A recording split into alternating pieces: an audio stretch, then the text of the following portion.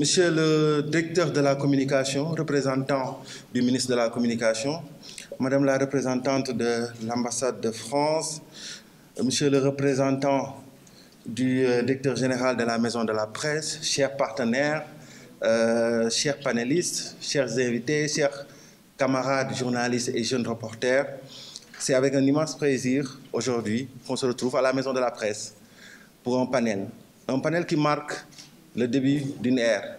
On ne va pas dire d'une nouvelle ère, mais d'une ère de la continuité.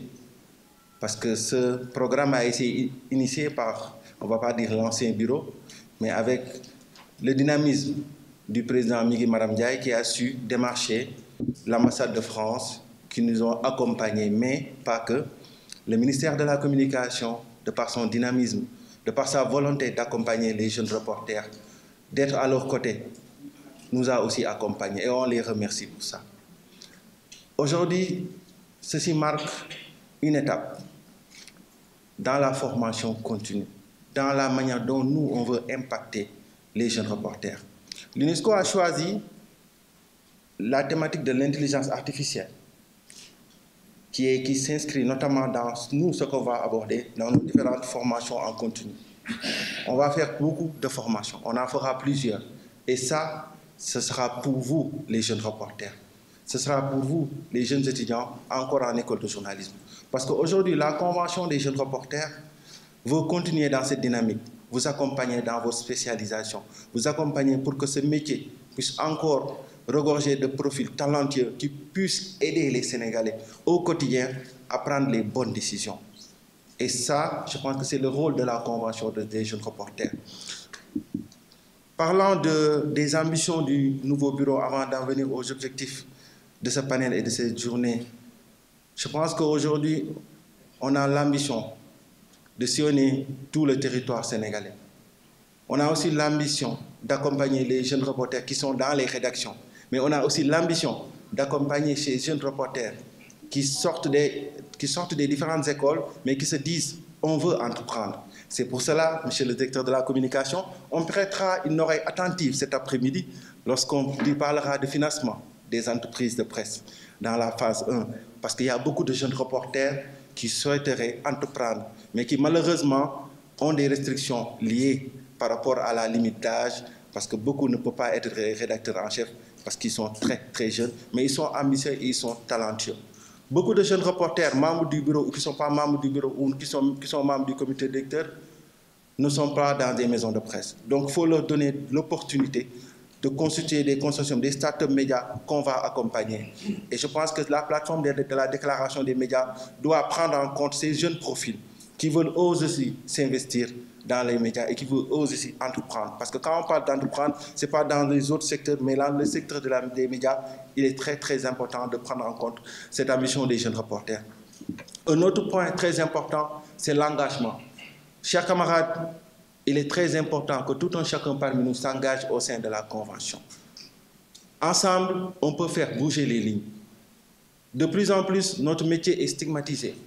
On nous traite de vecteurs de désinformation, on nous traite de chroniqueurs, on nous traite de tous les noms. Si nous, on s'engage pour donner la bonne information, il est longtemps à l'époque où on disait que telle information ou telle information a été donnée à la télé ou à la radio, cette information est véridique. Maintenant, on le dit, on l'a vu sur tel tweet, on l'a vu sur tel post, on l'a vu sur telle publication.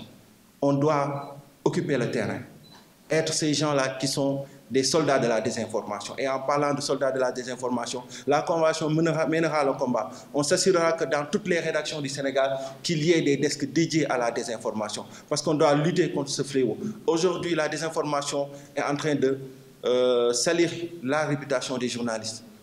Malheureusement, certains, pour des intérêts économiques ou politiques, se sont immiscés dans ce métier, comme me dirait un doyen. Quelqu'un ne va pas rater sa vie ailleurs pour venir dire du jour au lendemain « je suis journaliste ». On a fait des années d'études. Même si certains sont rentrés dans ce métier parce que de manière autodidacte, s'ils sont passionnés, la Convention peut les accompagner. Je pense que ça était l'objet d'une discussion avec le ministère de la Communication pour offrir des bourses de formation et des certifications.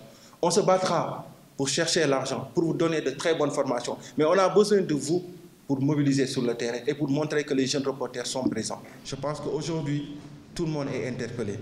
Ils sont nombreux, mes camarades, qui donnent leur texte à ChatGPT pour qu'il le corrige, sans pour autant comprendre les enjeux derrière. Aujourd'hui, l'intelligence artificielle ajoute une dimension nouvelle et une préoccupante à cette réalité. Deepfake, vidéos truquées, audio falsifiés, images indétectables, la manipulation devient de plus en plus crédible et difficile à repérer. Face à ce brouillon informatique, même les citoyens les mieux informés peuvent se perdre. Effectivement, vous vous êtes rendu compte de ces différentes vidéos où on montre soit le présentateur vedette d'un JT de télévision qui est en train de faire la promotion d'une application qui peut facilement nous manipuler. Dans ce contexte, quel est le rôle du journaliste? Plus que jamais, nous devons incarner rigueur, éthique et vigilance. Tout à l'heure, les panélistes reviendront sur ce sujet. L'intelligence artificielle est un outil qui est dépourvu de tout sens, de toute sensibilité et de toute éthique. Le journaliste a cette responsabilité de pouvoir prendre la bonne décision et de pouvoir faire l'appel à sa conscience et à son éthique. Nous devons aussi nous outiller face à ces défis en collaborant avec des experts de l'IA, en développant des méthodes de détection et en formant une nouvelle génération. Je pense qu'aujourd'hui, il n'y a pas beaucoup de rédactions au Sénégal qui sont outillées en termes d'outils pour la désinformation. Et je pense que tout à l'heure, quand ils vont recevoir leur argent, docteur, j'ai l'œil sur l'argent que vous donnez tout à l'heure. Quand ils vont recevoir leur argent, nous, on s'assurera que cet argent sera utilisé à bon escient. Ce combat, nous ne le mènerons pas seuls. Il faudra une mobilisation collective, organisations professionnelles, institutions, ministères, rédactions. Ensemble, nous devons alerter, prévenir, accompagner et plaider pour une régulation adaptée et des moyens renforcés. Enfin, paradoxalement, cette crise peut être une opportunité. Cette multiplication des fake news et leur complexité avec l'IA rendent certes plus difficile l'exercice de ce métier, mais ça peut aussi être un atout. Dans un contexte où le public doute, ceux qui parviennent à bâtir la réputation et à incarner une rigueur. L'exigence du public peut devenir une chance pour les journalistes et qui place la vérité au cœur de notre mission. Oui, l'intelligence artificielle, notre métier, elle ne nous condamne pas. Les journalistes qui seront bien formés et qui sauront s'adapter à l'outil de l'intelligence artificielle seront les journalistes qui pourront être des journalistes à l'ère de leur temps. Je vous remercie et je vous souhaite bon travail.